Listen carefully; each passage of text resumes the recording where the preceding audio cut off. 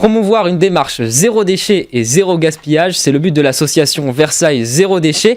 Pour en parler aujourd'hui dans le mag sur Sensation, Marjorie Ducongé et Anouchka Vanier. Bonjour. Bonjour. Bonjour Hugo. Alors, Versailles Zéro Déchet a été initiée en 2015. Elle est désormais rattachée au réseau des groupes locaux Zero Waste France. Zero Waste, ça veut dire déchets en anglais. Vous pensez que c'est important de créer ce type d'association pour sensibiliser les gens au gaspillage et au gaspillage des déchets? Oui, tout à fait. Donc effectivement, Zero Waste France, c'est pour zéro déchet et zéro gaspillage. Et en fait, l'idée de se raccrocher à une association nationale, c'est effectivement d'avoir des groupes locaux et de pouvoir porter le même message et d'amplifier en fait ce message sur la problématique des déchets qui est majeure aujourd'hui. Et donc avant d'être rattaché au groupe national, il y avait des actions en local avant? On est un groupe de l'association des Colibris de Versailles depuis 2015. Donc on a mené des actions avant d'être rattaché à l'association Zero Waste France. Les actions, je pense qu'on en parlera un peu plus longuement plus tard, mais c'est des actions de sensibilisation au départ auprès des particuliers, par des stands de sensibilisation lors de forums d'association, des ateliers de fabrication de produits d'entretien ou de cosmétiques. Voilà, donc vraiment une association, des actions qu'on mène sur Versailles et sa région depuis 2015. Et comment vous est venu le déclic? À quel moment vous vous êtes dit, il faut que je m'engage, il faut que je fasse en sorte que ça change? Ça va être très personnel, bien sûr. Voilà. Donc moi, effectivement, j'ai commencé par m'engager dans d'autres actions, on va dire, dans le domaine de l'écologie. Et c'était au niveau de l'énergie. J'ai participé à un défi Famille Énergie Positive avec un groupe d'une dizaine de personnes où on mettait en place des éco-gestes à notre domicile pour réduire notre facture d'électricité et de gaz. Et dans ce cadre-là, effectivement, j'ai rencontré des membres de Versailles Zéro Déchet qui m'ont donné envie de m'engager. C'est pas ça qui a déclenché, mon envie de m'engager pour l'environnement, mais qui m'a donné un endroit où m'engager. Alors de mon côté, j'ai suivi le défi Famille Zéro Déchet qu'a organisé Versailles Zéro Déchet, donc en tant que participante. Donc je pesais mes poubelles, j'ai fait mes petits éco-gestes, je partais de très très loin. Et puis en fait, à la suite de ça, j'ai gardé le contact avec Caroline qui a fondé le groupe.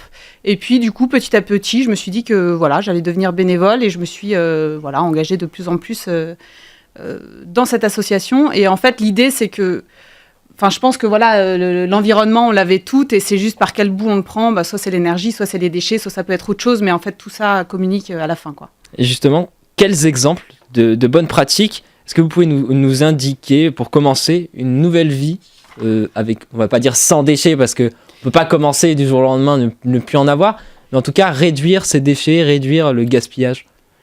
On prône vraiment la démarche un peu des petits pas, de commencer par une action, puis une autre. Donc, est-ce qu'on vous donne déjà quelques éco-gestes? En premier, on peut citer la gourde.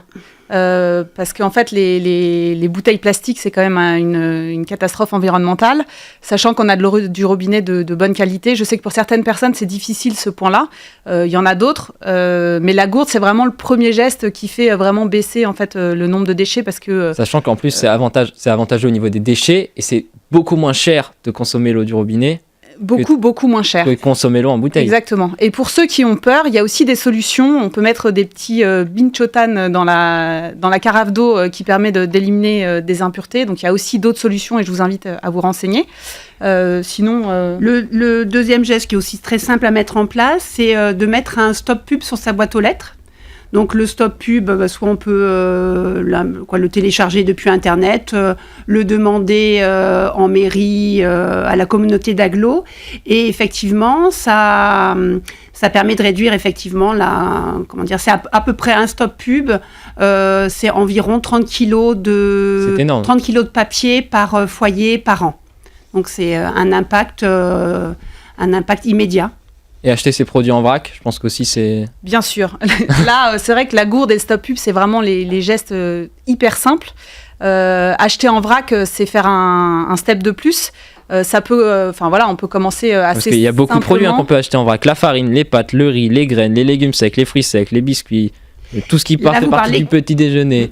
Là, vous parlez que de l'alimentaire, mais effectivement, on voit se développer dans des magasins spécialisés ou pas, tout ce qui est le vrac de liquide, donc produits d'entretien, hygiène. Donc voilà, c'est vraiment sur tous les produits qu'on peut acheter en magasin, en supermarché traditionnel, on les retrouve déjà en vrac. Alors, votre association, elle met en avant, j'ai vu ça sur votre site internet, une méthode assez particulière qui est proposée par les auteurs du livre « J'arrête de surconsommer ». La méthode, elle s'appelle la méthode bisou. C'est quoi cette méthode bisou ? C'est un doux mot pour faire une méthode. Oui, c'est mignon. Ouais, c'est mignon, hein, c'est vrai. Ouais. Bien trouvé. Donc la méthode bisou, effectivement...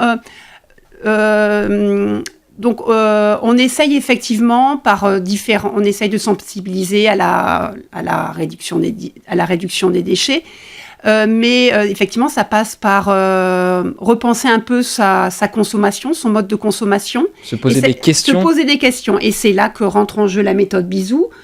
Bisou, effectivement, c'est le B de bisou, donc c'est le besoin, réfléchir au besoin. Est-ce que j'ai un besoin vraiment de cet objet, de ce service ? Le I, c'est pour immédiat. Est-ce que j'en ai besoin tout de suite ? Est-ce que je peux différer ? Et du coup, en général, en fait, quand on diffère son achat, il y a quand même beaucoup de choses qu'on n'achète pas, parce qu'il y a beaucoup d'achats d'impulsion. Et du coup, surtout quand on va en grande surface. Oui. Et du coup, le fait de se dire, si j'en ai pas besoin tout de suite, je vais attendre. Parfois, en fait, le besoin disparaît parce que c'était pas vraiment un besoin. Ensuite, le S, c'était pour semblable ou similaire. Ou semblable. Est-ce que j'ai déjà quelque chose qui peut en fait, servir à la même chose, mais que j'y avais pas pensé parce que je l'ai oublié au fond d'un placard. On devient souvent assez astucieux. Ouais, voilà, on se dit moins, un objet a un seul usage. Effectivement, on peut détourner les usages d'objets qu'on a déjà. Voilà. On est sur le haut, ça va être l'origine. Exactement. Voilà. L'origine. D'où ça vient, forcément. Voilà, d'où ça vient, comment ça a été produit. Voilà. Le U de utile. Et le U de utile, bien sûr. Mais juste sur l'origine, parce que là, en fait, on ne parle pas que de l'alimentaire, on parle vraiment de tout, l'électroménager, les meubles, tout. L'idée, c'est quand même de réfléchir, effectivement, si ça a été produit très très loin, que ça fait beaucoup de bateaux, dans des conditions sociales pas toujours très vertueuses. C'est vraiment de s'interroger, en fait, sur tout ça et de préférer moins d'achats, mais des achats plus locaux où, on va favoriser des pratiques sociales aussi meilleures. Donc, on disait le U de utile. Donc, est-ce que l'objet est forcément très utile ? Eh oui. Des fois, on achète effectivement de façon compulsive des trucs. Voilà. Puis après, ça traîne au fin fond du placard. On s'en sert 3 fois et puis après, voilà. Et puis le S, les sous, la fin de bisou. Alors, chez nous, il n'y a pas de sous. Il n'y a pas de S à la fin. Non, il n'y a pas de ça se termine. Mais c'est bien, c'est vrai. Très bien, on est d'accord. Voilà. Parce qu'on n'a pas forcément des fois, les gens achètent des choses sans réfléchir. Et après, les actions qu'on mène, elles ont un impact, de toute façon, dans plein de domaines, hein, au niveau écologique, mais effectivement, au niveau économique, bien évidemment, la plupart des solutions qu'on va mettre en avant dans les ateliers, elles permettent de faire beaucoup d'économies, tout à fait. Et alors, j'ai une question à vous poser. Est-ce que vous pensez que c'est important de mettre la jeunesse en avant et d'impliquer la jeunesse dans cette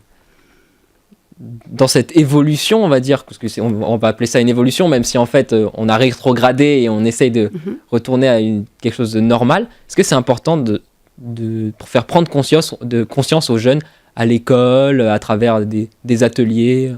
C'est hyper important en fait la jeunesse, parce que eux, alors ça dépend de quel âge on parle, mais je veux dire plus tôt on change ses habitudes et plus facile c'est, parce que quand on fait ça depuis 20 ans, c'est compliqué de changer une habitude, ne serait-ce que de passer à la gourde par exemple. Pour certaines personnes c'est très compliqué, pour les jeunes ça l'est peut-être moins, et puis aussi ils ont une énergie folle pour après porter un peu la bonne parole dans leurs assos d'étudiants, dans leurs stages. Les jeunes qui arrivent aujourd'hui en entreprise, ils sont choqués de la machine à gobelet qui distribue un gobelet qui va servir 5 minutes et qui est jeté à la fin, quoi. C'est vrai qu'on a pu faire, je crois qu'Anouchka, tu as pu participer à des actions dans des collèges et dans des lycées. Voilà, après c'est vrai qu'on a des jeunes qui nous interpellent, ils sont vraiment dans l'action. Il y a un jeune qui passe sur un marché dans la région de Versailles et qui comprend pas que toutes les cagettes de carton, plein de choses, tout part au tout venant, tout est mélangé, sera pas du tout trié, recyclé. Et vraiment, ils veulent vraiment passer à l'action. Quoi, on arrive déjà au bout des 10 minutes, je suis désolé. Merci beaucoup Marjorie et Anouchka d'être venues dans le Mag sur Sensation. On retrouve toutes les infos concernant votre association sur votre page Facebook Versailles Zéro Déchet et sur le site colibri-wiki.org. Et si vous souhaitez revoir ou réécouter cette émission, rendez-vous sur notre site internet et notre application Radio Sensation.